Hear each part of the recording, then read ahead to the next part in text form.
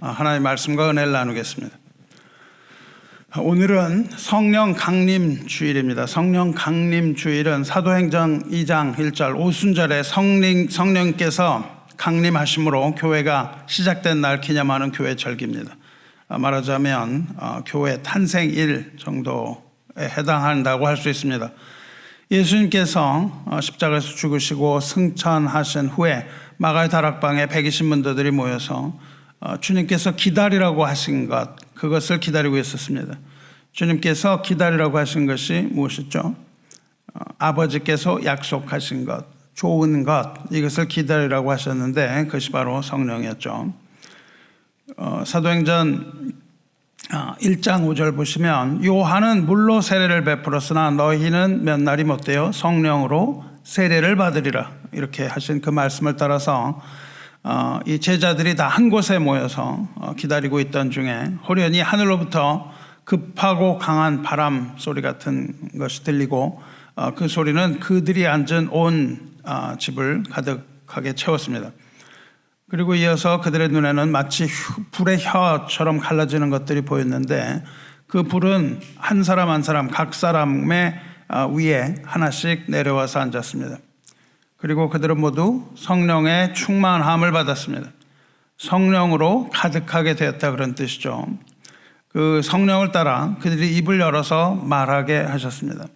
그리고 그들은 입을 열어서 자기의 언어가 아닌 다른 나라 언어로 말하기를 시작했습니다.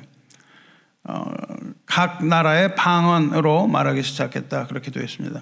그때 여러 지방에서 살던 사람들이 다 모여서 그 자리에 있었는데 갈릴리 사람들이 각각 자기 나라 언어로 말하는 것을 보고 놀라고 당황하며 그때 소동이 일어납니다. 여기서 방언은 정확한 타국어이죠. 그 많은 사람들이 각각 여러 가지 나라 말로 말하기 시작했다, 그 말입니다. 그랬더니 그것을 들은 어떤 사람들이 조롱하면서 말하기를 이 사람들이 새 술에 취했다, 그렇게 조롱했습니다. 그때 베드로가 일어서서 큰 소리로 이 상황에 대하여 설명하기 시작했죠. 베드로는 불과 얼마 전까지만 해도, 며칠 전만 해도 두려움에 떨면서 예수님을 부인했던 제자였으며 십자가에 따라가지 못하고 도망쳤던 제자였습니다. 하지만 성령을 받은 후에 베드로를 포함한 모든 제자들은 완전히 다른 사람이 되어 있었죠.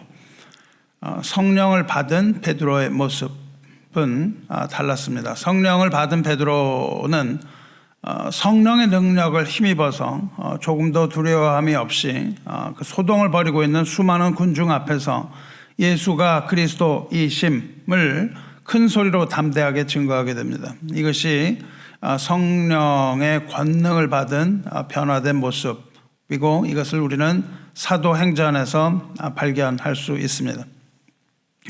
베드로는 이렇게 거기 모였던 사람들이 방언하는 것이 술 취했기 때문이 아니라 성령이 부어졌기 때문이다, 이렇게 설명을 합니다. 베드로의 이 성령 강림 사건이 바로 선지자의 요엘의 입을 통하여 선포된 예언의 성취라고 말하는 것이죠. 오늘 요엘서를 읽었죠. 근데 사도행전에서는 베드로가 이것은 요엘 선지자의 예언의 성취다, 그렇게 선포를 합니다. 베드로가 이렇게 말합니다. 하나님이 말씀하시기를 말세에 내가 내 영을 모든 육체에 부어주리니 너희의 자녀들은 예언할 것이요 너희의 젊은이들은 환상을 보고 너희 늙은이들은 꿈을 꾸리라. 그때에 내가 내 영을 내 남종과 여종들에게 부어주리니 그들이 예언할 것이요, 이렇게 되어 있습니다. 이 모든 육체는 여기서 모든 육체라는 것은 이방인을 포함한 모든 사람들, 즉 성령을 주시기로 정하신 모든 사람을 말하는데 그 모든 사람의 머리 위에 성령을 부으실 것이고 그렇게 성령이 부어지는 날이 바로 마지막 날, 즉 말세라고 얘기하는 거예요. 그리고 이제 그 날에 성령이 부어지는 날에 말세가 시작이 돼요. 요엘의 예언대로 그 예언을 따라서 자녀들이 예언을 하고 젊은이들이 환상을 보고 있으며 지금 늙은이들은 꿈을 꾸는 시대가 도래했다 이렇게 선포하는 것이죠. 이것이 바로 말세에 남종과 여종들에게 부으시는 하나님의 성령이라고 밝히고 있습니다. 이들이 성령을 따라서 예언하는 것이 바로 오순절 날 각 나라 방언으로 말하기 시작한 사건, 그것입니다. 여기서 말세라고 이야기를 하는데, 말세라고 하는 것은 주님께서 이 세상에 오신 시점 이후부터 주님께서 다시 두 번째로 오시는 그날까지를 말합니다. 그러니까 예수님의 초림으로부터 예수님의 재림까지를 말세라고 불러요. 처음 이 세상에 오셔서 구원의 복음을 전하셨고 하나님의 나라를 이 땅에 가져오신 후에 이제 다시 한번 이 땅에 돌아오시는 그날, 그날에는 심판의 주님으로 오셔서 심판과 구원을 모두 완성하실 것입니다. 그래서 사도행전 베드로의 설교 뒷부분을 보면 또 내가 위로 하늘에서는 기사를 아래 땅에서는 징조를 베풀리니 곧 피와 불과 연기로다. 주의 크고 영화로운 날이 이르기 전에 해가 변하여 어두워지고 달이 변하여 피가 되리라. 이 날을 여호와의 날이라고 부릅니다. 이 날을 여호와의 날이라고 부르는데 그것이 또한 심판의 날이므로 이 날을 여호와의 크고 두려운 날 이렇게 부릅니다. 주님께서 처음 이 세상에 오셔서 십자가에 죽으신 후에 그 다음에 성령을 부으신 일은 이 오순절에 일어났어요. 디도서를 보면 3장 6절을 보시면 우리 구주 예수 그리스도로 말미암아 우리에게 그 성령을 풍성히 부어주사 이렇게 되어 있습니다. 성령은 우리 주 예수 그리스도로 말미암아 우리에게 부으신 바가 되었다 이거죠.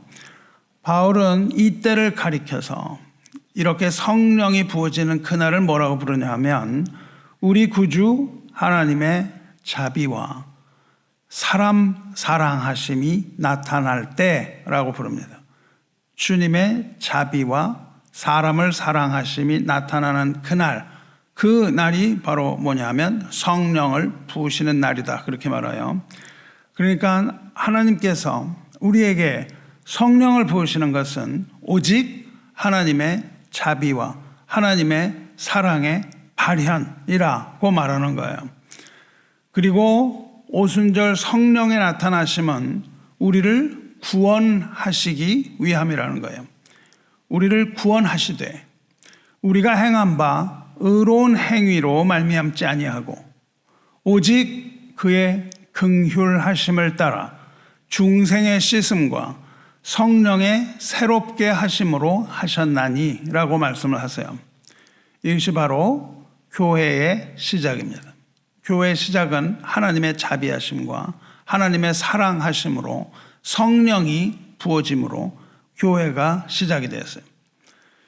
이것은 아버지의 약속에 따라서 이루어졌습니다.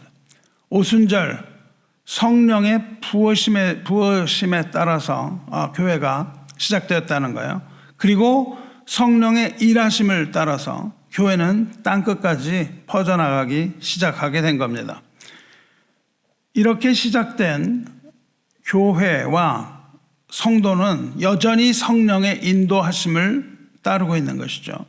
그리하여 주의 이름을 불러서 구원을 얻으며 이 세상의 빛과 소금으로 살아가야 하는 그러한 사명을 받은 이 땅의 귀한 백성이 바로 하나님의 교회입니다.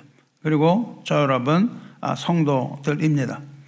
그렇지만 이제 마지막 날 주님이 다시 오시는 그날, 주님께서 오셔서 모든 구원과 심판을 마치시는 그날이 지상교회의 마지막이 되는 겁니다. 지상교회는 반드시 마지막이 있습니다. 그 마지막이 그때까지 가는 교회가 얼마나 될지는 모르지만 주님이 오시는 그날까지 교회는 그 생명을 다하고 그 후에는 천상에서 영원한 교회, 진정한 성도들로만 구성된 교회, 보이지 않는 유일한 그러한 교회가 되어서 하늘로부터 내려오는 이 새 하늘과 새 땅에서 영원한 찬송을 부르면서 영생을 누리게 될 것입니다. 할렐루야. 아멘. 그런데 이 성령의 부으심에 대한 오해가 있습니다. 성령의 부으심을 어떤 비인격적인 능력이 부어졌다고 생각하는 겁니다. 이것은 잘못된 오해입니다. 성령의 부으심이라는 것은 비인격적으로 마구 부어지는 그런 것들을 뜻하지 않습니다. 성령은 하나님의 영입니다. 그리고 성령은 그리스도의 영이에요. 성령은 진리의 영입니다. 뿐만 아니라 성령은 인격적인 영입니다. 성령은 인간이 가지고 사용할 수 있는 어떤 능력, 그런 것이 아니고 인격적으로 성령께서 성령 받은 자를 감화 감동하심으로 또 성령 받은 자와 교통하고 교제하심으로 깨달음을 주시고 인도하신 살아계신 하나님의 영입니다. 이것을 뒤집어서 생각해서는 안 되는 것이죠. 우리가 예배를 마칠 때 목사가 제가 하나님을 대변하여서 예배를 마치고 떠나는 성도들에게 복을 선포합니다. 이것을 축도라고 부르는데 축도는 목사의 기도가 아닙니다. 이것을 기도로 생각하는 그런 신학도 있어서 마침을 무엇무엇하여 주기를 원합니다. 혹은 이렇게 기도합니다라고 마치는 그런 교회들도 있습니다. 그런데 우리는 그렇게 믿지 않습니다. 축도는 무언가 바라는 그런 기도가 아니라 믿음으로 하나님의 말씀을 선포하는 행위입니다. 여러분이 예배를 마치고 다시 세상으로 가는 것은 마치 양을 이 가운데로 보냄과 같은 상황인 거예요. 주님께서 제자들을 세상으로 보내실 때 보라 내가 너희를 보냄이 양을 이리 가운데로 보냄과 같도다. 그러므로 너희는 뱀같이 지혜롭고 비둘기같이 순결하라. 그렇게 말씀하셨죠. 마찬가지로 하나님의 자녀인 저와 여러분을 다시 이 세상으로 보낼 때에 하나님께서는 그냥 보내지 아니하시고 세상을 이길 힘을 주시는 거예요. 세상을 이길 힘을 주기 위하여 목사의 입을 통하여 복을 선포하여 보내시는 겁니다. 그러므로 축도는 목사의 바람이 아니고 복의 선언인 동시에 세상을 이길 힘이요 능력입니다.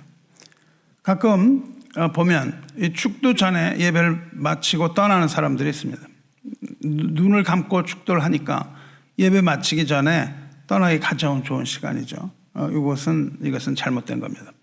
반드시 축도를 마치고 세상으로 돌아가시기 바랍니다. 축도는 목사의 말씀의 선포라고 말씀드렸잖아요. 믿음으로 선포되는 말씀과 축복, 그것이 축도입니다. 어떻게 축복을 하는지 여러분은 들으실 텐데 몇 가지 방법이 있습니다. 축도는 몇 가지 방법이 있는데 그것은 성도가 헤어질 때 하는 거예요. 그 중에 가장 대표적인 것이 고린도후서 13장 13절입니다. 주 예수 그리스도의 은혜와 하나님의 사랑과 성령의 교통하심이 너희 무리와 함께 있을지어다. 이 축도가 바로 사도 바울이 했던 축도예요. 그래서 이것을 가장 많이 사용합니다. 모세가 했던 축도도 있고 몇 가지 축도가 있습니다만은 이것이 가장 많이 행해지는 축도예요. 끝날 때 너희 무리와 함께 있을지어다 이렇게 선포를 하죠. 바울이 하나님을 대언하여 선포하는 겁니다. 바울이 여기서 기도하지 않았습니다. 여기서 그리스도와 그리스도의 은혜와 하나님의 사랑과 성령의 교통하심 그렇게 말해요. 성령이 교통하신다고 말합니다. 교통이라는 건 커뮤니언, 우리 성찬식에 나눠주는 그게 바로 커뮤니언이거든요.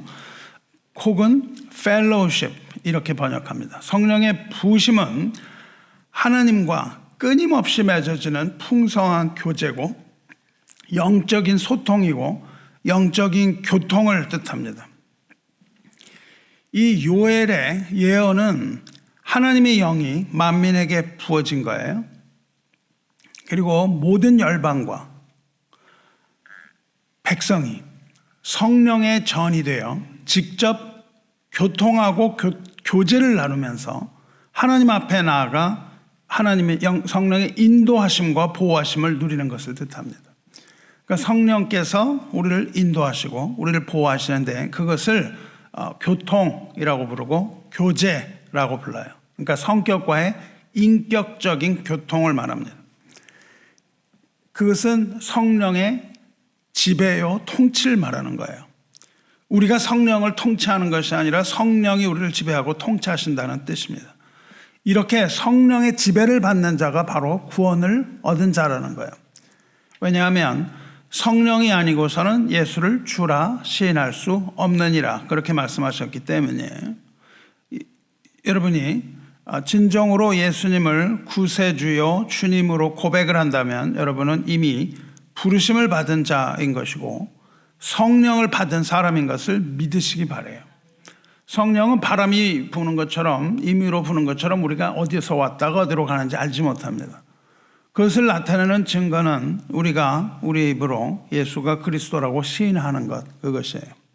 주 안에 사랑하는 성도 여러분, 이 구원은요 율법의 행위가 아니라 하나님의 은혜임을 잊지 말아야 합니다. 구원의 길은 오직 한 길밖에 없습니다. 길이요 진리요 생명이신 예수 그리스도가 아니면 우리는 아버지 앞으로 갈 수가 없습니다. 그런데 이 구원을 얻기 위해서 우리는 신앙을 고백합니다. 신앙을 고백해요. 마음으로 믿어 의에 이르고 입으로 시인하여, 즉 입으로 고백하여 구원에 이른다고 말씀하셨기 때문이에요. 그러니까 마음으로 믿어서 의롭다함을 받고 입으로 시인하여 구원을 얻습니다. 즉 마음으로 믿는 사람은 입으로 고백을 해야 한다는 거예요. 그 구원에 이르는 고백을 한 첫 번째 케이스가 베드로입니다. 베드로가 고백을 했죠. 뭐라고 고백을 했습니까? 주는 그리스도시요 살아계신 하나님의 아들이니이다. 이렇게 고백을 했습니다. 이것을 마음으로 믿고 입으로 이와 같이 고백하는 사람은 구원을 얻는 거예요. 이것이 바로 요엘의 예언에서 나오는 것처럼 주의 이름을 부르는 자는 구원을 얻으리라 하는 것과 동일합니다. 그래서 우리는 마음으로만 그냥 믿는 것이 아니라 입을 열어서 고백을 해요. 그래서 예배 때마다 우리는 신앙 고백을 하죠. 그런데 이 고백이 무엇인지 스스로 아는 사람은 아무도 없다는 겁니다. 그것을 알고 그렇게 고백하는 사람이 없다는 거예요. 베드로가 예수님 앞에서 이 고백을 했을 때 주님께서 칭찬하면서 이렇게 말씀하시죠. 바요나 시몬아 내가 복이 있도다. 이를 내게 알게 한 이는 혈육이 아니요 하늘에 계신 내 아버지시니라 그렇게 말씀을 하십니다. 그렇습니다. 이것을 알게 하는 분은 하늘의 아버지이시며 부어주겠다고 하신 하나님의 영 성령이라는 거예요.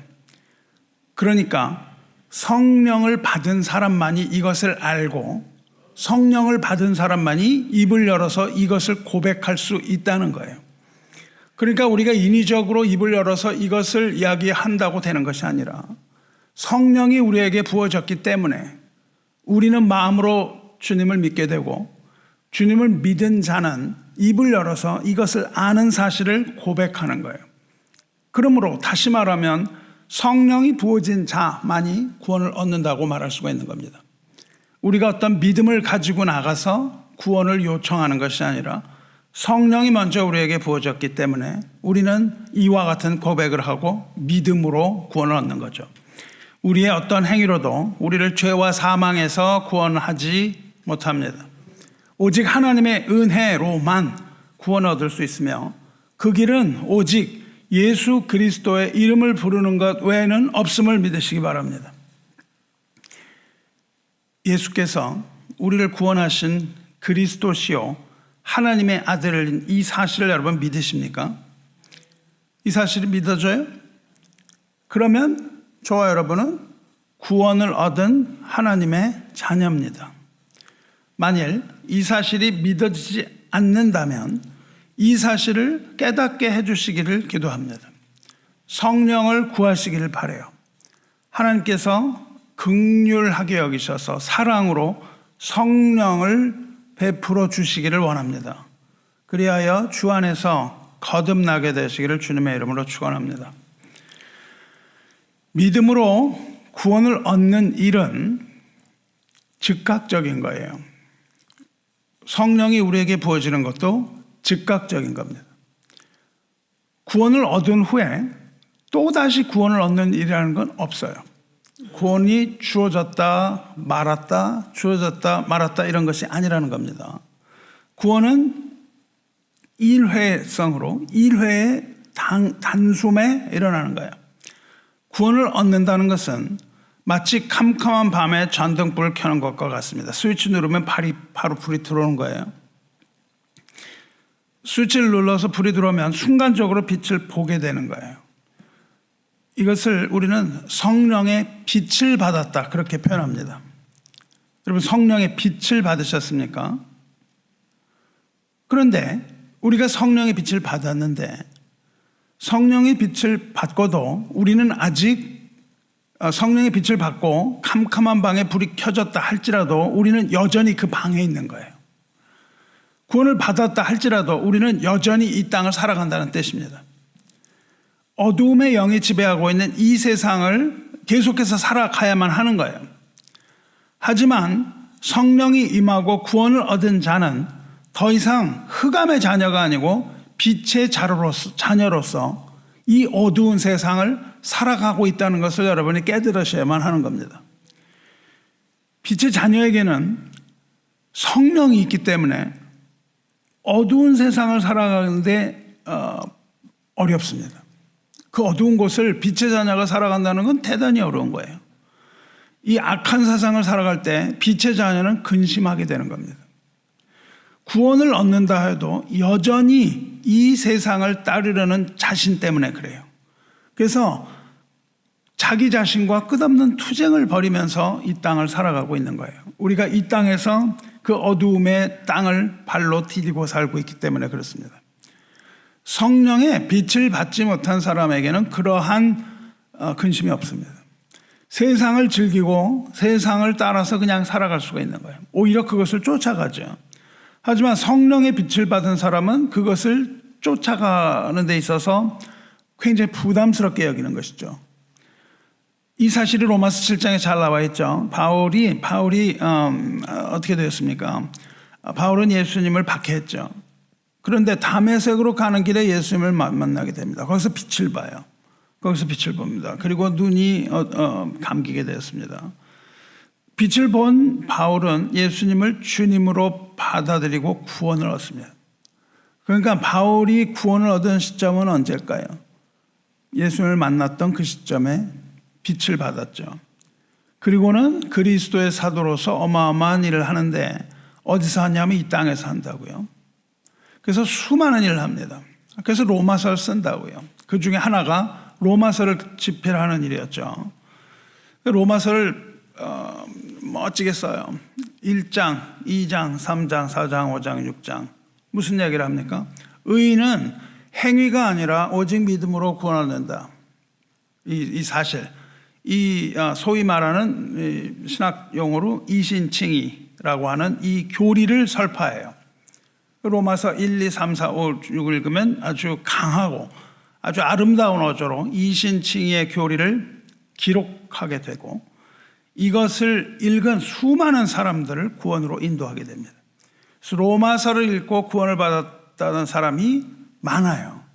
이와 같은 책이 우리에게 주어집니다. 그래서 그것을 아주 멋지게 딱 기록을 한 다음에 7장에 딱 들어가면 그 어조가 확연하게 달라집니다. 그 1장, 1, 2, 3, 4, 5, 6은 아주 확신에 차서 그 교리를 설명하던 바울이 태도가 완전히 바뀌어요. 그렇게 바뀐 이유는 무엇입니까?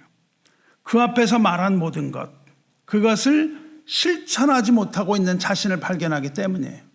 그 앞에서 이와 같은 그런 모든 신학적인 논쟁, 이런 것들을 정확하게 표현을 하고 정확하게 가르쳤는데 정작 자기 자신을 보니까 그것들 못하고 있는 거예요. 그거를 보고는 좌절합니다.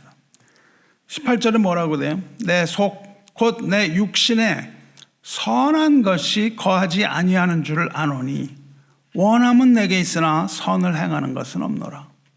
그 말씀을 따라서 한 게 하나도 없다는 거예요. 다시 말하면 자기 자신의 힘으로 선을 행하려고 발버둥 쳤는데 돌아보니까 원하지 않는 악을 행하고 있는 자신을 발견하는 거예요. 원하는 바 선을 행하지 못하고 원하지 않는 악을 행하는 자신을 바라봅니다. 사랑하는 성도 여러분, 우리가 구원을 받았는데 구원을 받고도 매일매일 순간순간마다 계속 죄를 짓고 있는 거예요. 죄를 어떻게 할 수가 없습니다. 어떻게 할 수가 없어요. 왜 그럴까요? 왜 우리는 죄를 짓지 않으려고 발버둥을 치는데도 그 죄에서 벗어날 수가 없을까요? 왜 그래요? 왜냐하면 우리가 여전히 이 땅을 살아가기 때문입니다. 여전히 우리가 율법 안에 갇혀있기 때문이에요. 율법을 지켜야만 선한 행동을 하는 것이라고 여전히 생각하기 때문입니다. 머리로는 아는데 그렇지 않으면 어떻게 될 것 같은 것이죠. 그래서 우리를 우리 신앙을 가장 방해하는 게 뭐예요? 세상의 도덕입니다. 세상의 도덕이 우리의 신앙을 방해하는 가장 큰 장애물이에요. 근데 율법은 지켜져야만 하는 거예요. 율법은 반드시 지켜져야 되는데 그런데 우리의 노력으로 그것을 지킬 수가 없는 겁니다. 그래서 우리는 좌절하는 거죠. 좌절하고 실패하는 거예요. 스스로 아무리 노력을 하고 아무리 발버둥을 친다 할지라도 우리에게는 이것을 지킬 능력이 없습니다. 지키지 못하는 거예요. 그래서 바울은 탄식하죠. 바울도 탄식하고 오호라 나는 공고한 사람이로다. 이 사망의 몸에서 누가 나를 건져내랴. 이렇게 탄식합니다. 바울은 율법을 지키지 못함으로 마침내 사망에 빠지게 될 자신을 바라봐요. 그전에는 그게 아니라고 얘기를 해요. 그리고 이렇게 살아야 된다고 얘기를 하는데 여전히 거기에 빠져있는 자신을 보는 거예요. 스스로 그렇지 않으려고 했던 그 모든 것이 다 무너져 내리는 순간입니다. 아무리 노력을 해도 그게 소용없다는 것을 깨달았어요. 앞에서 바울이 말했던 그 진리, 그 바울이 피력했던 진리에 이르지 못한다는 것을 깨달아요. 그래서 탄식하는 겁니다. 성도 여러분, 우리에게는 율법이 주어져 있어요. 우리는 지켜야 하는 율법을 가진 사람이에요. 그런데 우리 힘으로 그것을 지킬 수 없기 때문에 바울처럼 탄식하는 겁니다. 성도 여러분, 우리에게 이러한 탄식이 필요해요. 성령을 가진 자는 이런 탄식을 하게 되어 있습니다.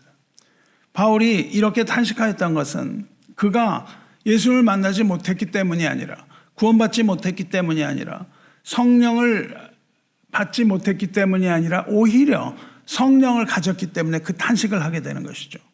어쩔 수 없는 자신을 보고 탄식하지 않을 수 없는 거예요. 세상 풍조를 따라서 살아가는데 아무런 거리낌이 우리에게 없다면 어찌 우리가 하나님의 자녀라고 할 수가 있겠습니까? 우리는 구원을 받았으니까 이제 내 마음대로 살아야 돼. 이런 것은 거짓 믿음입니다.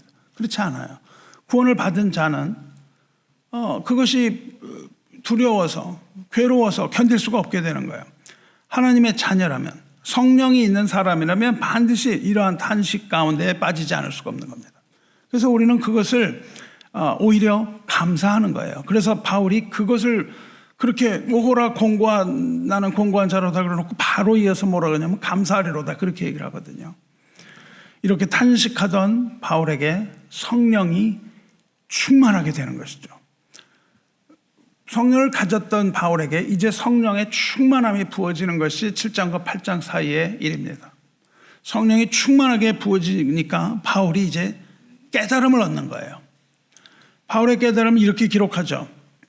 우리 주 예수 그리스도로 말미암아 하나님께 감사하리로다. 나 자신으로 할 수 없는데 그리스도 때문에 내가 감사한다는 겁니다. 그런즉 내 자신이 마음으로는 하나님의 법을 육신으로는 죄의 법을 섬기노라. 이것을 깨닫는 거야. 마음으로는 하나님의 법을 따라가고 싶은데 하지 못하고 육신으로는 죄의 법을 따라가고 있다라는 것을 깨닫습니다. 자기 자신이 마음으로는 하나님의 법을 지키려고 애쓰지만 그에게는 여전히 육신이 있어서 자기 육신은 죄의 법을 섬기고 있는 이 끔찍한 사실을 발견합니다. 그리고는 8장으로 넘어가서 이렇게 고백하죠. 그러므로 이제 그리스도 예수 안에 있는 자에게는 결코 정죄함이 없나니 이는 그리스도 예수 안에 있는 생명의 성령의 법이 죄와 사망의 법에서 너를 해방하였습니다. 이렇게 고백합니다. 육신을 지닌 인간은 율법의 요구를 이룰 수가 없어요. 인간의 스스로의 힘으로 율법을 이루어 보겠다고 노력을 하면 할수록 실상에서 보는 것처럼 바울과 같이 비참함을 경험하게 될 뿐입니다. 그런데 바울은 깨닫죠. 그리스도 예수 안에 있는 생명의 성령의 법, 이것이 죄와 사망의 법에서 자신을 해방했다는 것을 깨닫습니다. 인간이 할 수 없는 구원을 하나님이 하신다는 뜻입니다. 성령을 통해서 이것을 깨닫게 하신 것, 이것이 바울의 복이죠. 그런데 우리가 여기서 조심해서 읽어야 하는 게 있습니다. 바울은 스스로 할 수 없는데 그것을 성령이 하셨다는 뜻이 아니에요. 그걸 그렇게 읽으면 안 됩니다. 성경 어딜 봐도 성령의 능력으로 성도가 수동적으로 로봇처럼 율법을 이루게 된다고 한 것은 한 군데도 없습니다. 성도는 오직 그리스도께서 율법 성취하신 것을 믿음으로 받아들일 뿐이며 그것을 하나님께서 인정하게 해주실 뿐이에요. 성령께서는 우리에게 이런 믿음을 주시는 거예요. 이 믿음을 주시고 우리로 하여금 그 믿음을 따라가게 하시는 겁니다. 거기에는 우리의 따라감이 반드시 동행되어야 되는 거예요. 우리는 그냥 가만히 있고 성령이 다 하시는 것이 아닙니다. 성령은 그것을 하도록 하기 위하여 우리에게 자유를 주시고 믿음을 주십니다. 그리스도께서는 그 안에 있는 그 생명의 성령의 법으로 우리를 죄와 사망의 법, 즉 우리의 힘으로 모든 법을 선하게 하려는 그 끝없는 비참함, 그 실패의 연속에서부터 우리를 자유롭게 해방시켜 주셨다는 거예요. 더 이상 우리가 고민하면서 그걸 하지 않아도 된다는 겁니다. 이것이 바로 우리를 구원하시는 복음의 능력이에요. 그리스도 예수 안에 있는 자에게 주시는 자유입니다. 이제 우리가 그것을 억지로 따라가려는 그런 비참함이 아니라 우리가 그것을 할 수 있는 능력을 우리에게 허락해 주셨다는 뜻이에요. 그것이 바로 우리가 가진 자유입니다. 그리스도의 복음은 우리에게 자유를 가져다 주셨어요. 그 자유가 바로 율법과 행함으로부터의 자유예요. 이것을 이해해야만 합니다. 이게 이해하기가 좀 어렵지만 이것을 반드시 여러분이 이해를 하셔야 돼요. 이것을 가장 자세히 말해주는 부분이 오늘 읽은 갈라디아서 5장이에요. 1절에 그리스도께서 우리를 자유롭게 하려고 자유를 주셨으니 그러므로 굳건하게 서서 다시는 종의 멍에를 매지 말라. 이 갈라디아서 5장은요, 성령으로 말미암은 새 생활을 이야기하고 있어요. 성령이 우리에게 주시는 새로운 삶, 이것을 말합니다. 다시 말해서 5장은 뭐냐면, 갈라디아서 5장은 성령으로 구원받은 자가 살아가는 삶의 방식이에요. 구원받아서 뭐 어땠다는 거예요? 이러이러한 삶을 살게 된다는 겁니다. 그것이 바로 5장이에요. 어떤 삶이에요? 자유인의 삶을 살게 된다는 겁니다. 자유로운 자. 종이 아니라 자유인으로서의 삶을 살아가게 되는 거예요. 왜? 성령의 생명의 법이 죄와 사망의 법에서 우리를 해방, 자유롭게 하셨기 때문에 우리는 자유인이 되어 자유로운 삶을 누리며 살아간다는 것이 바로 갈라디아서 5장입니다. 여러분은 자유인으로 살기 원하십니까? 종으로 살기 원하십니까? 우리는 자유인으로 살기 원합니다. 그런데 자유인으로 산다는 것은 반드시 자유에 대한 책임이 주어진다는 겁니다. 책임이 없는 자유인이라는 것은 없어요.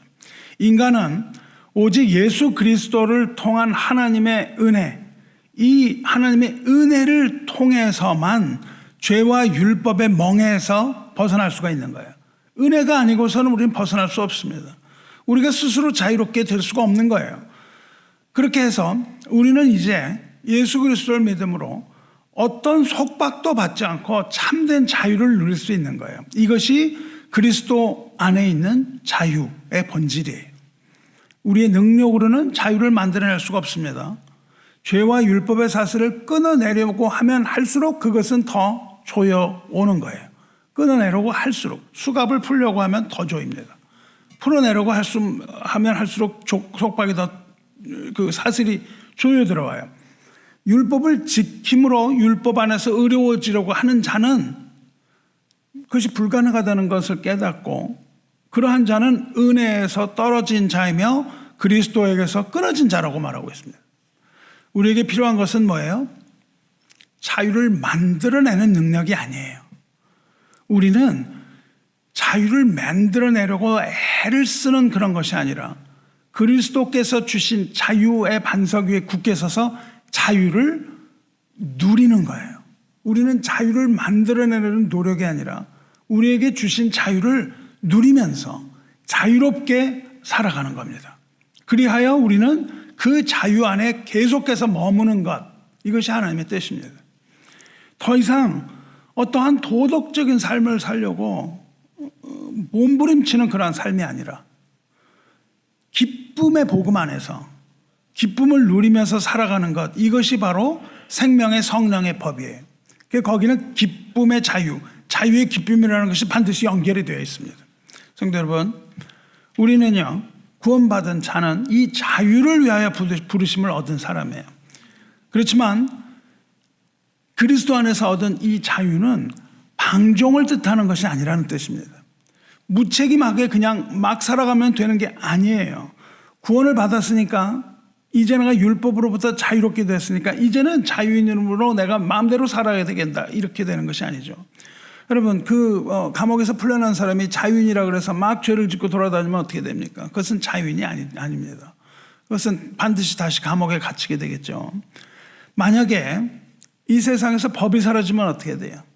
세상은 불법 천지가 될 수도 있지 않겠습니까? 만약에 우리가 하나님의 법대로 살아도 살지 않아도 된다면, 더 이상 우리 육체는 더 이상 구속력을 갖지 않는다면 우리가 자연스럽게 이 자유를 범죄의 기회로 삼으려고 할 수도 있습니다.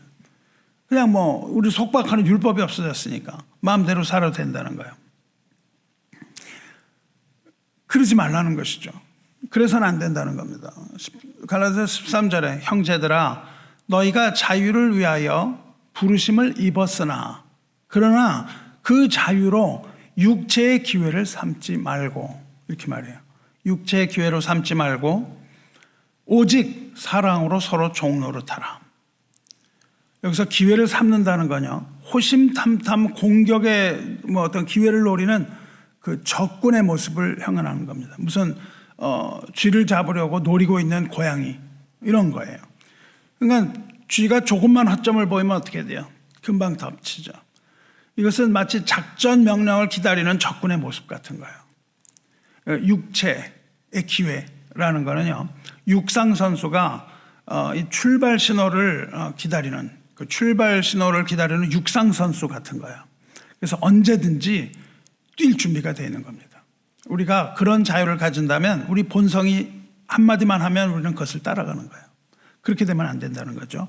그러므로 그리스도의 복음으로 얻은 자유, 즉 율법으로부터의 자유를 육체의 기회로 삼지 말라는 명령입니다. 육체의 기회를 삼아서 방탕하고 방종한 삶을 살지 말고 오직 사랑으로 서로 종노릇하라는 거예요.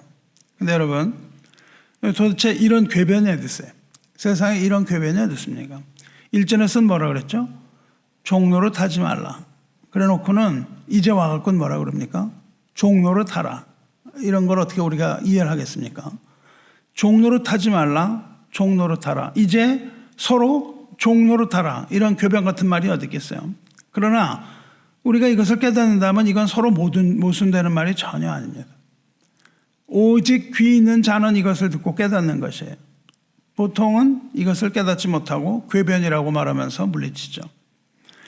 율법으로부터 자유로워진 사람은 그 율법을 지키지 않아도 된다는 뜻이 아니라 오히려 그 자유를 가지고 율법을 지킬 수 있게 되었다는 뜻이에요. 율법을 지켜야 한다는 거기에서 벗어나서 이제는 자유의지를 가지고 그 율법을 모두 지킬 수 있게 되었다. 이런 뜻이 되는 거예요. 뭐라고 연결이 돼요? 온 율법은 내 이웃 사랑하기를 내 자신같이 하라 하신 한 말씀에서 이루어졌나니, 그렇게 연결이 되기 때문입니다. 율법을 지키는 유일한 방법이 뭐라는 겁니까? 사랑의 법이라는 거예요. 이웃 사랑하기를 내 자신과 같이 하라 하신 말씀 안에서 모든 율법의 요구가 다 이루어졌다, 이렇게 말씀하십니다. 즉 형제 사랑, 이것이 율법의 본질이며 율법의 완성이라고 말씀하십니다. 율법은 이처럼 서로 간의 관계, 사랑의 관계 속에서 작동하는 법이라는 점을 분명히 밝혀둡니다. 그렇다면 어떻게 해야 돼요?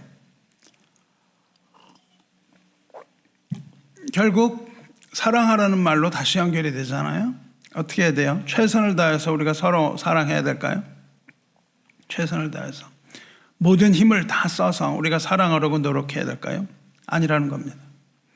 그렇지 않다는 겁니다. 그것은 자유가 아니라 뭐예요? 우리가 이렇게 보는데 옆 사람 보는데 미워 죽겠는 거예요. 그런데 사랑하라고 하셨으니까 사랑을 해야만 하는구나. 사랑을 해야 되겠다.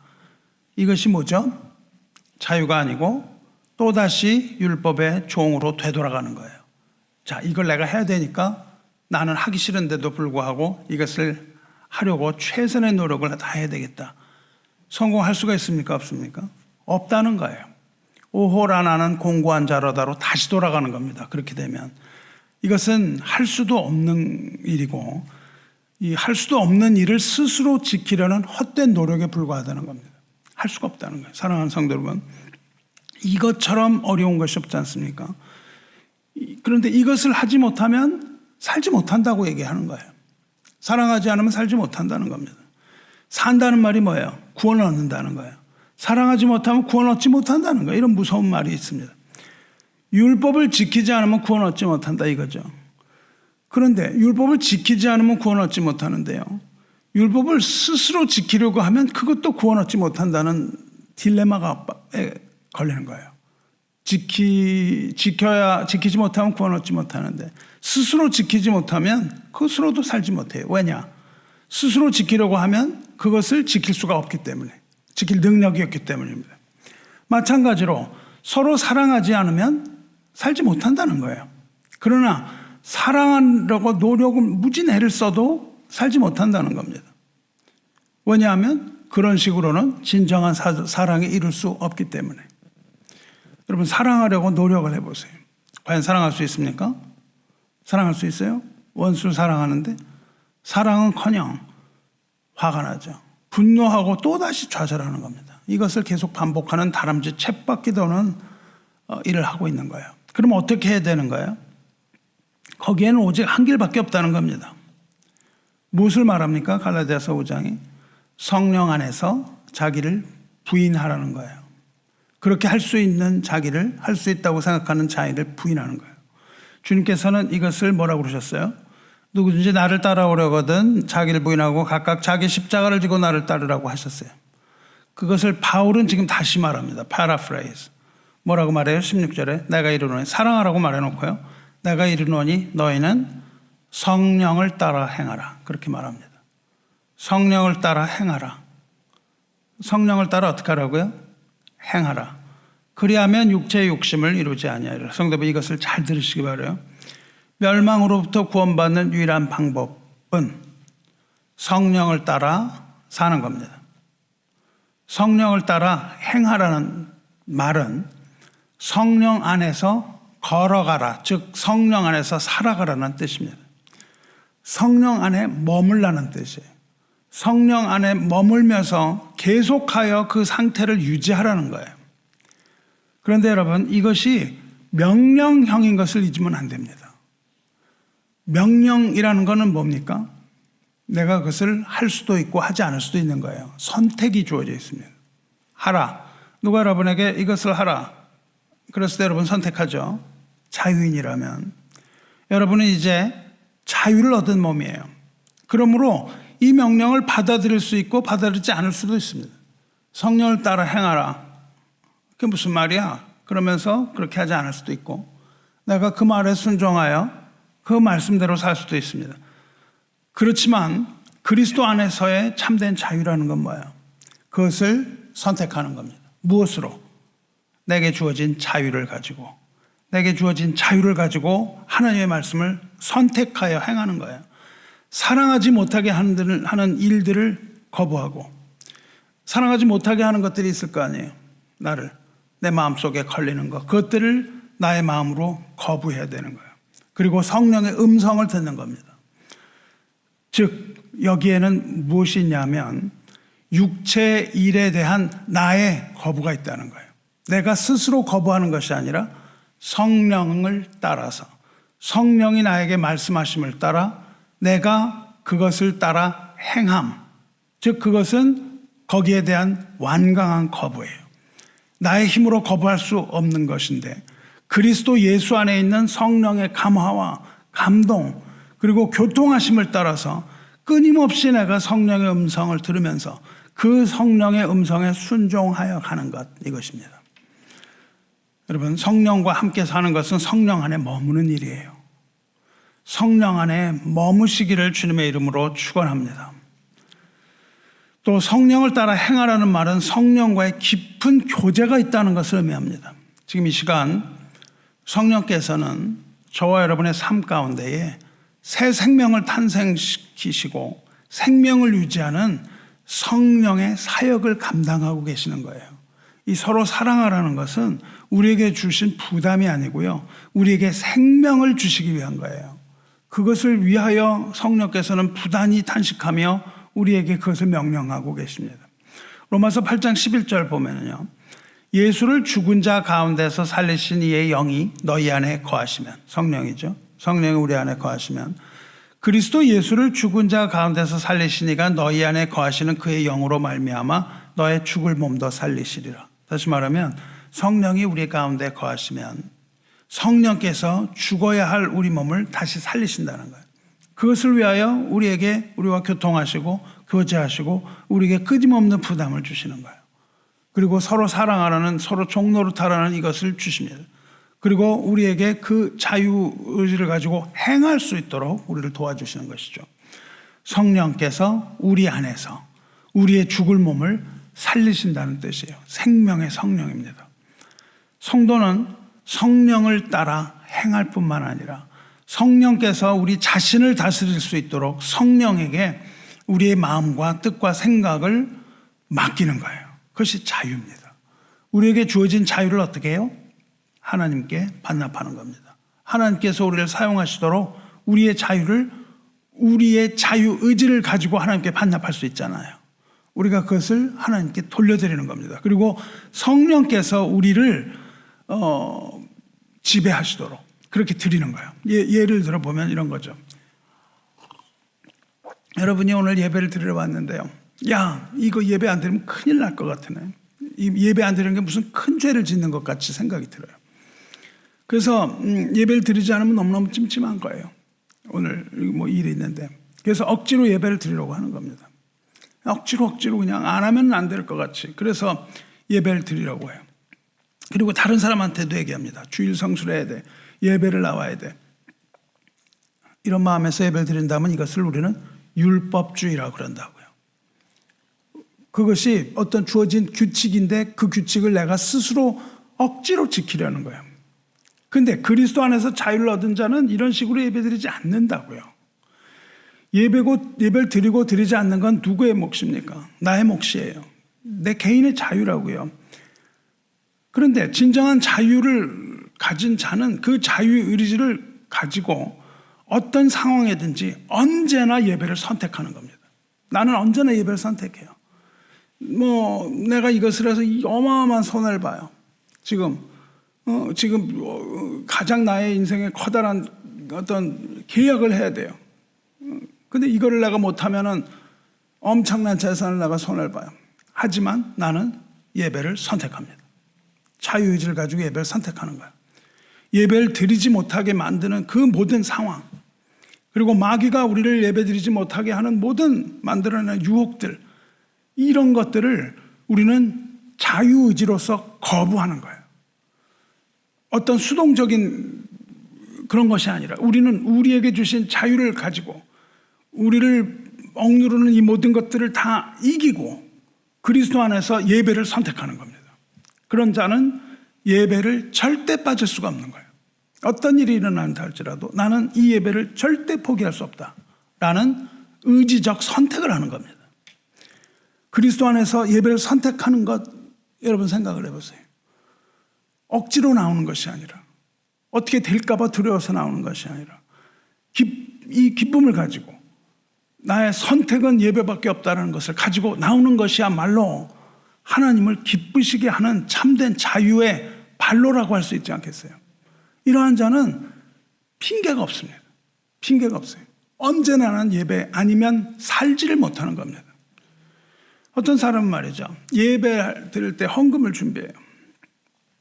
요즘은 그런 거 별로 없는데 그 은행 가서 빳빳한 새 돈으로 바꿔와요. 그래가지고 요즘 이제 수표도 하고 그러는데, 또 어떤 사람은 주일 아침에 대리미로 막 돈을 다리는 거예요. 그냥 구겨진 돈을 그냥 막 달여서 헌금하는. 여러분, 이건 좋은 태도입니까? 나쁜 태도입니까?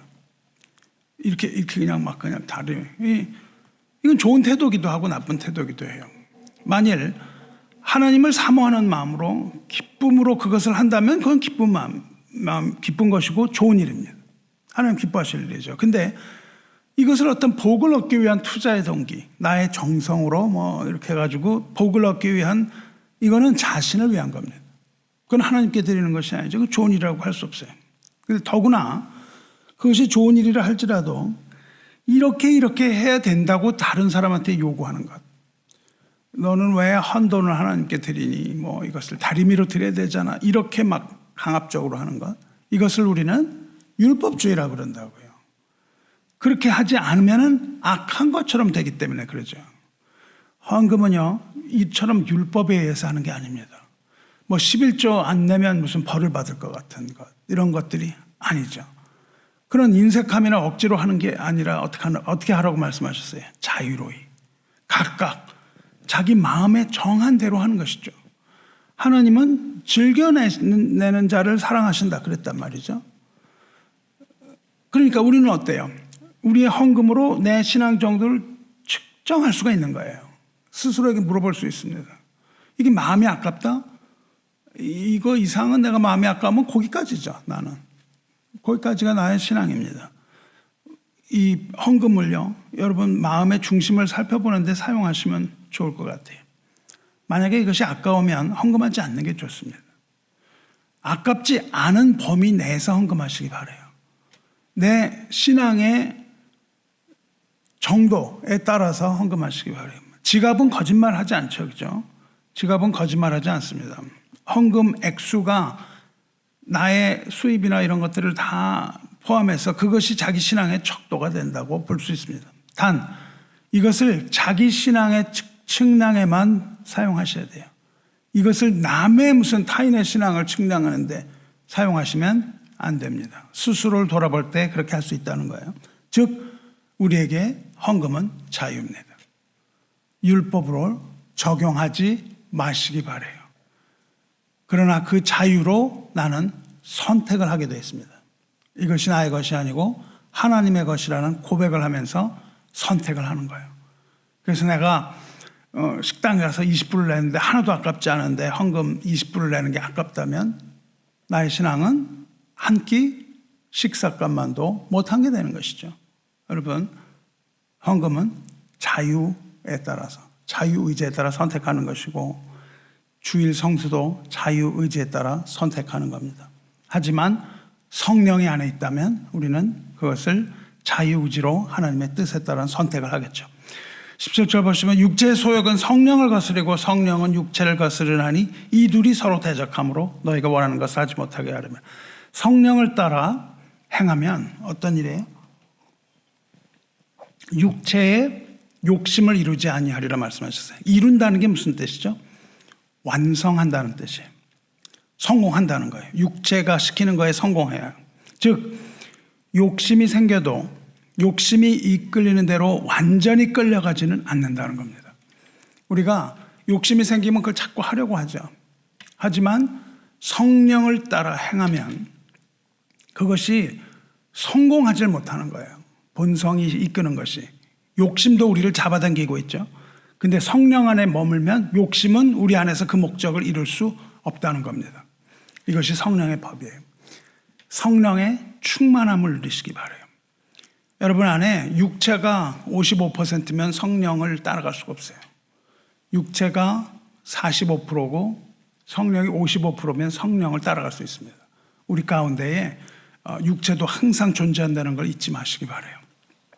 그러므로 성령의 충만함을 여러분은 기도해야 됩니다. 성령이 충만하면 육신은 제로가 되겠죠. 그죠? 성령에게 우리의 몸과 마음을 내어드려야 돼요. 성령의 충만은 성령과의 교제이며 성령의 감화, 감동, 교통하심 따라가는 거예요. Live by the Spirit, in the Spirit and with the Spirit이에요. 온전한 성령에 의해서, 온전히 성령에 의해서, 성령 안에서 성령과 함께하는 삶을 이루시기 바라요. Live the Spirit-driven life. 성령에 이끌리는 삶을 말하는 겁니다. 성령에 인도하는 삶을 사시기 바라요.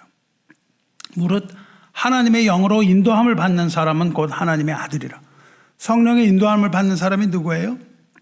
하나님의 자녀예요. 하나님의 자녀라면 반대로 성령께서 인도하여 주신다는 거예요.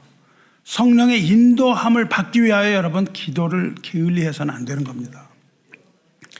여러분에게 주어진 자유를 행사하시기 바라요. 그게 바로 자유를 누리는 거잖아요. 내가 자유를 누리는 거는 내가 옳은 것의 자유를 사용하는 거잖아요. 오직 하나님의 은혜로 받은 이 구원을 헛된 것으로 여기지 마시기 바라요. 저는 사랑하는 성도 여러분, 조금 전에 우리는 사랑으로 서로 종노릇하는 명령을 받았어요.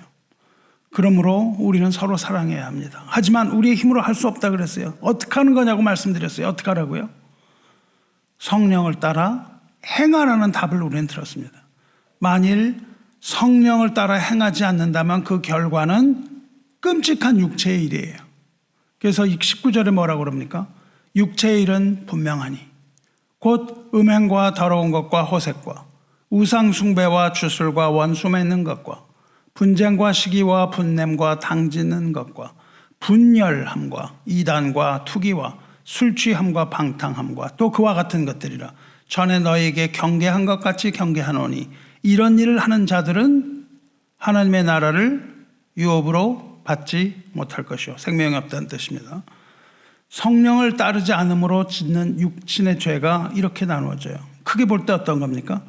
도덕과 윤리의 죄, 우상 숭배의 죄, 이기적인 삶을 살아가는 죄, 공동체를 무너뜨리는 죄, 이단에 빠지는 죄, 술취함, 방탕함 이런 거잖아요. 그러면 성령을 따라 행함의 결과는 뭐라고 얘기합니까? 그것은 우리는 성령의 열매라 그러죠. 오직 성령의 열매는 사랑과 희락과 화평과 오래 참음과 자비와 양성과 충성과 온유와 절제니 이 같은 것을 금지할 법이 없느니라. 악한 본성을 가진 우리는 스스로 힘으로 서로 사랑하라는 계명을 지킬 수 없습니다. 하지만 성령 안에 머물고 성령의 인도함을 따라 걷는다면 성령의 열매를 맺습니다. 그렇게 맺은 성령의 열매가 바로 사랑이라고요. 성령의 열매는 사랑과 희락과 화평이라고 말합니다. 희락은 뭐죠? joy. 성령의 열매는 기쁨이에요. 그렇죠? 화평은 뭐예요? 평강, peace입니다.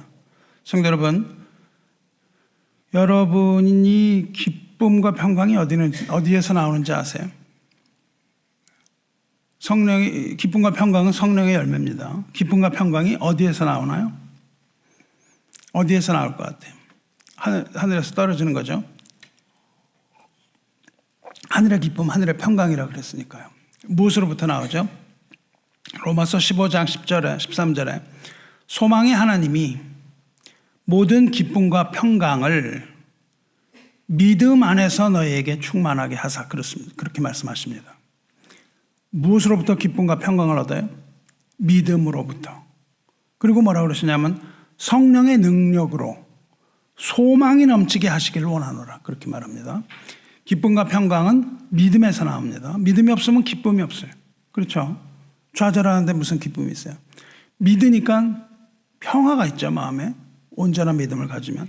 어떠한 시련이나 유혹에 빠진다 해도 믿음이 있는 사람은 능히 그 늪에서 헤어날 수 있는 거예요.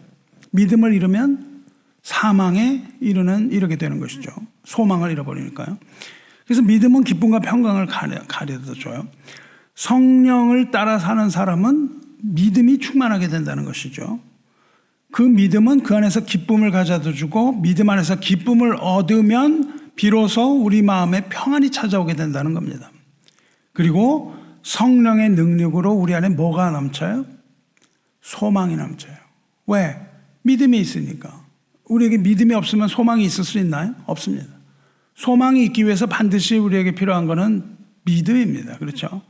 그래서 믿음 가운데 우리는 기쁨과 평화 속에 마음의 평강, 두려움이 아니고 평강이죠. 그 속에 우리는 소망을 얻는 거예요. 그게 바로 성령의 열매입니다. 성령의 열매는 사랑, 그리고 기쁨, 평강이에요.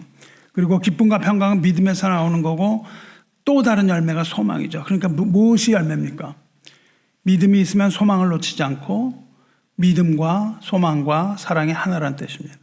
믿음, 소망, 사랑이 모두 다 성령의 열매라는 뜻입니다. 성령이 아니고서는 믿음, 소망, 사랑이 있을 수 없다는 겁니다. 믿음, 소망, 사랑은 세상에 끝날까지 갈 것인데 그 중에 제일은 사랑이라 이렇게 말했습니다. 다시 말해서 믿음, 소망은 사랑 안에 속하는 거예요. 그래서 성령의 열매는 사랑이요 그렇게 말하는 겁니다.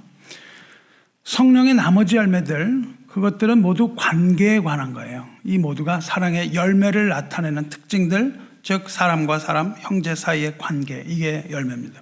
사랑하는 성도 여러분, 우리 그리스도 예수의 사람들은 육체와 함께 그 정욕과 탐심을 십자가에 못 박았다 그랬어요. 우리의 옛사람이 예수와 함께 십자가에 못 박혔습니다. 십자가에 못 박힌 것은 무엇을 말합니까? 죄와 몸이 죽은 걸 말해요. 여러분, 죽은 사람이 할 수 있는 게 뭐가 있죠? 죽은 사람 할 수 있는 게 뭐가 있습니까? 아무것도 없습니다. 죽은 사람은 그저 그냥 더 이상 할 수 있는 것이 없어요.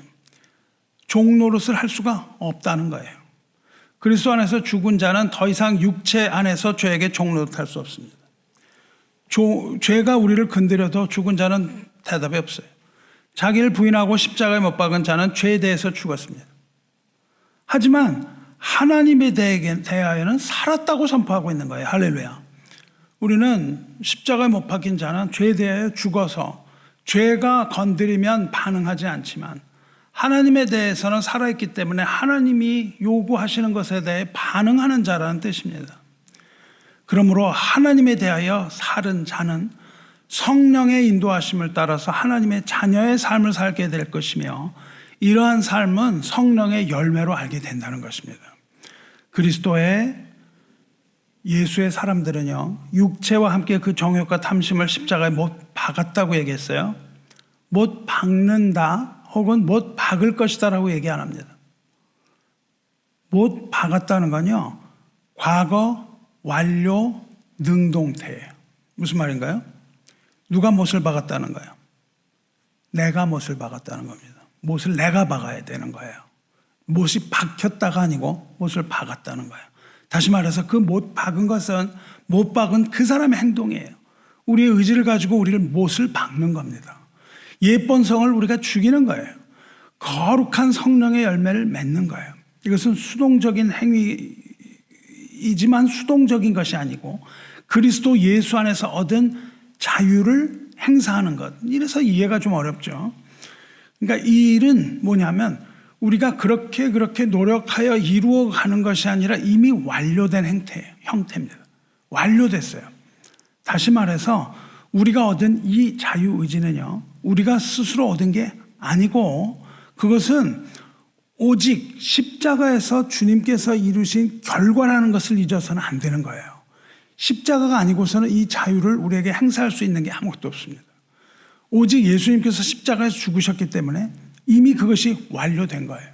그러니까 지금 그것을 계속하여 나가는 그 노력이 중요한 것이 아니고 그 사실을 믿는 것이 중요하다는 것이죠.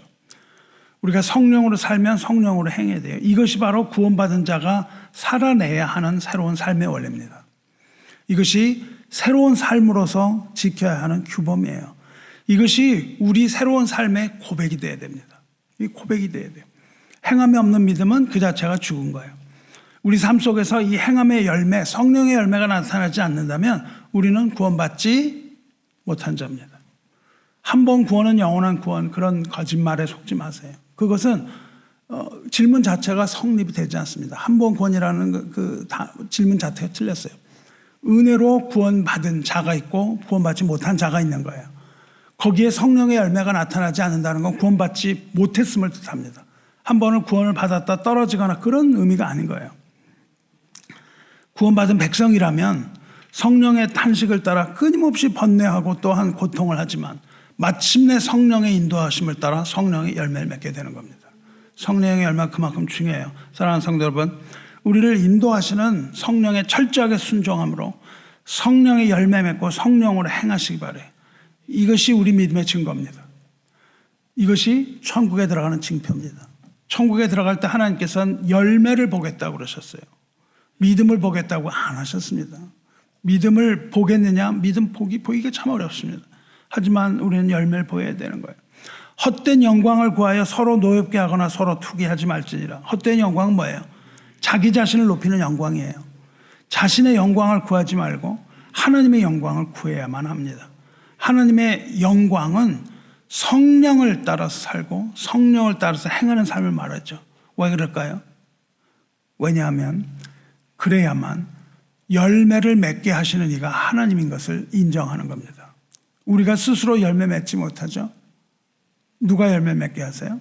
성령께서, 농부이신 하나님께서 열매를 맺게 하세요. 그러면 그 열매가 누구의 영광이 돼요? 하나님께 영광이 되는 거예요. 우리의 스스로 노력으로 했다 그러면 우리는 예수님이 필요 없습니다. 그리고 우리의 영광을 취할 수 있을 것 같지만 그것은 빈 영광이 아닙니다. 말씀 맺겠습니다. 주 안에 사랑하는 성도 여러분, 이제 마지막으로 요한복음 한 절을 읽고 마치겠어요. 이 말씀을 가슴에 품으시고 성령 강림하신 날, 교회가 시작된 날 기념하며 성령을 따라 살며 행하시기를 주님의 이름으로 축원합니다. 요한복음 15장 7절 말씀입니다. 너희가 내 안에 거하고 내 말이 너희 안에 거하면 무엇이든지 원하는 대로 구하라. 그리하면 이루리라. 너희가 열매를 많이 맺으면 내 아버지께서 영광을 받으실 것이요 너희는 내 제자가 되리라.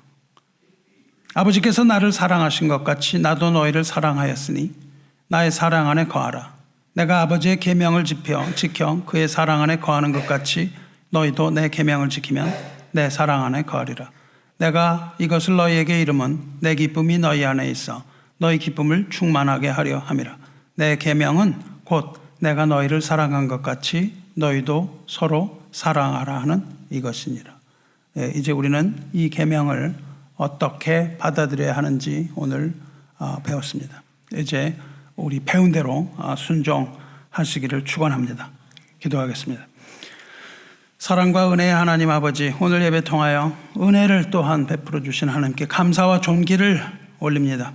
아무런 대가 없이 오직 우리 주 예수 그리스도의 은혜로 우리에게 자유를 주신 하나님의 이름을 송축합니다. 이제 주님의 은혜로 자유를 얻었으니 다시는 종의 멍에를 매지 않겠나이다. 또한 자유를 육체의 기회로 삼지도 않기 원합니다. 하지만 우리의 연약한 육체로는 육체의 소욕을 이기지 못하고 율법의 유혹 또한 이길 수 없사오니 오직 우리의 영의 눈을 뜨게 하시고 믿음의 귀를 열어주시옵소서. 우리가 영적인 눈을 떠서 우리 안에 역사하시는 성령을 알게 하시고 성령과 교통하게 하시고 우리 내면에 말씀하시는 성령의 음성을 듣게 하시옵소서. 성령 안에서 살게 하시고 성령을 따라 걷게 하시고 성령과 함께 살아가게 하시옵소서. 오직 성령이 아니고서는 움직이지 않고 성령을 거스르는 일이나 말은 하지 않게 하셔서 우리에게 주신 자유를 가지고 성령의 열매가 풍성하게 열리도록 허락하시고 그 자유를 기뻐하시는 하나님의 섭리를 따라 자유의 참된 가치를 따라 살게 하시옵소서.